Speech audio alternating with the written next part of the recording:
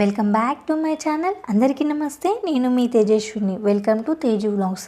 ఈరోజు వీడియో ఏంటి అంటే నిమ్మకాయ నిలవ పచ్చడి చూపించబోతున్నానండి. సో అది కూడా కరెక్ట్ కొలతలతో ఇలా చేసి పెడితే ఎన్ని ఇయర్స్ అయినా పాడవకుండా ఉంటుందండి. అలాగే విటమిన్ సి ఎక్కువగా ఉండే ఈ నిమ్మకాయతో చేసిన ఈ పచ్చడిని మన డైట్లో కూడా రోజు కాస్త యాడ్ చేసుకోవడం వల్ల కూడా మన హెల్త్కి కూడా చాలా మంచిదండి. సో మరింత రుచిగా మరింత హెల్తీగా ఈ నిమ్మకాయ నిల్వ పచ్చడిని ఎలా చేసుకోవాలో ఈ వీడియోలో చూద్దాం. సో నేను మరీ చిన్నవి కాకుండా మీడియం సైజ్ నిమ్మకాయలని తీసుకుంటున్నానండి. అలాగే కచ్చవి కాకుండా కొంచెం పండు నిమ్మకాయలని తీసుకుంటున్నాను. సో దీనివల్ల రసం అనేది చాలా బాగా వస్తుంది.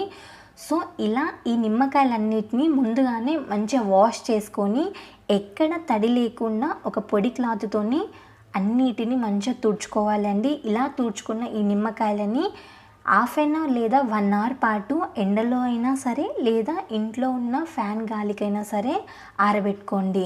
సో ఇలా ఆరిన తర్వాత నేను ఒక్కొక్క నిమ్మకాయని 4 పార్ట్స్ లాగా కట్ చేసుకుంటున్నానండి. సో అలానే ఈ 30 నిమ్మకాయలలో నేను 15 నుంచి 16 నిమ్మకాయలని ఇలా 4 ముక్కల్లాగా కట్ చేసుకుంటున్నాను. అలాగే మిగతా 15 నుంచి 16 నిమ్మకాయలని నేను రసం పిండుకుంటున్నానండి.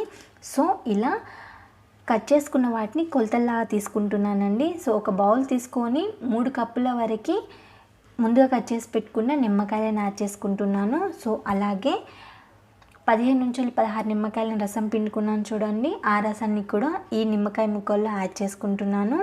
నెక్స్ట్ ఇందులోనే 1 కప్ వరకు దొడ్డుప్పును కూడా యాడ్ చేసుకుంటున్నానండి, లేదా కల్లుప్పు కూడా అని అంటారు. నెక్స్ట్ ఇందులోనే 1 టీ స్పూన్ వరకు పసుపును కూడా యాడ్ చేసుకొని ఈ మిశ్రమాన్ని మొత్తాన్ని మంచిగా మిక్స్ చేసుకోవాలి అండి. సో ఇలా మిక్స్ చేసుకున్న ఈ మిశ్రమాన్ని మనం ప్లాస్టిక్ లేదా ఒక కాచు జాడీలో అయినా ట్రాన్స్ఫర్ చేసుకోండి. సో ఇలా ట్రాన్స్ఫర్ చేసుకున్న తర్వాత ఈ మిశ్రమాన్ని మనం 15 నుంచి నెల రోజులైనా సరే మీరు స్టోర్ చేసుకొని ఉంచుకోండి. ఇలా స్టోర్ చేసుకున్న తర్వాత నెక్స్ట్ ఒక కడాయి పెట్టుకొని అందులో 1 టీ స్పూన్ వరకు మెంతులను యాడ్ చేసుకుంటున్నానండి. సో మెంతులని లైట్గా వేపుకున్న తర్వాత అందులోనే 1 టీ స్పూన్ వరకు జీలకర్రని యాడ్ చేసుకుంటున్నాను. అలాగే 2 నుంచి 3 టీ స్పూన్స్ వరకు ఆవాలను యాడ్ చేసుకుంటున్నానండి. సో ఇలా యాడ్ చేసుకున్న వీటన్నిటిని లో ఫ్లేమ్లోనే లైట్గా వేపుకోండి. సో ఇలా అన్నిటిని వేపుకున్న తర్వాత ఈ మిశ్రమాన్ని మొత్తాన్ని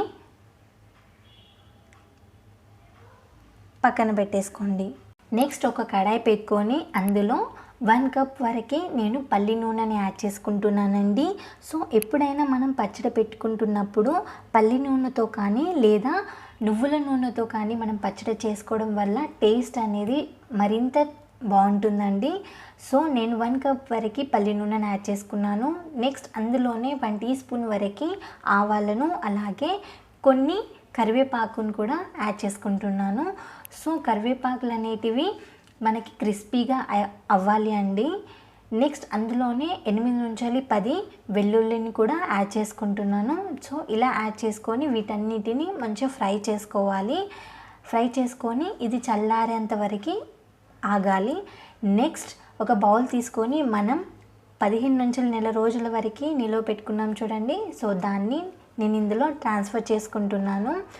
సో ఇలా ట్రాన్స్ఫర్ చేసుకున్న తర్వాత ఇందులోనే నేను 3 మ్యాంగో కారాన్ని యాడ్ 1/2 కప్ వరకు ఈ 3 మ్యాంగో కారాన్ని యాడ్ చేసుకుంటున్నానండి. సో నెక్స్ట్ ఇందులోనే మనం ముందుగా వేపి పెట్టుకున్న ఈ మెంతులు జీలకర్ర ఆవాలని చల్లార్చుకున్న తర్వాత మిక్సీ పట్టుకొని ఇందులో యాడ్ చేసుకుంటున్నాను.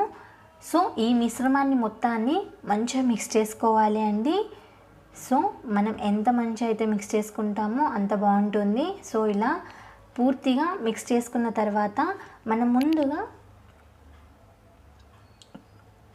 కాగపెట్టుకొని చల్లార్చుకున్న ఆయిల్ని కూడా ఇందులో యాడ్ చేసుకుంటున్నానండి. సో ఇలా యాడ్ చేసుకున్న తర్వాత మళ్ళీ ఒకసారి ఈ మిశ్రమాన్ని మొత్తాన్ని మంచిగా మిక్స్ చేసుకోవాలి అండి. సో ఎంతో టేస్టీగా అండ్ హెల్తీగా ఉండే ఈ నిమ్మకాయ నిల్వ పచ్చడి రెడీ అండి. సో ఖచ్చితంగా ఇంట్లో ట్రై చేయండి, ఎలా ఉందో కమెంట్ చేయండి. అండ్ నా వీడియోస్ కాక మీకు నచ్చినట్లయితే ప్లీజ్ నా ఛానల్ని లైక్ చేయండి, షేర్ చేయండి, కమెంట్ చేయండి. సో మరెన్నో ఇలాంటి వీడియోస్ కోసం నా ఛానల్ని సబ్స్క్రైబ్ చేసుకోండి.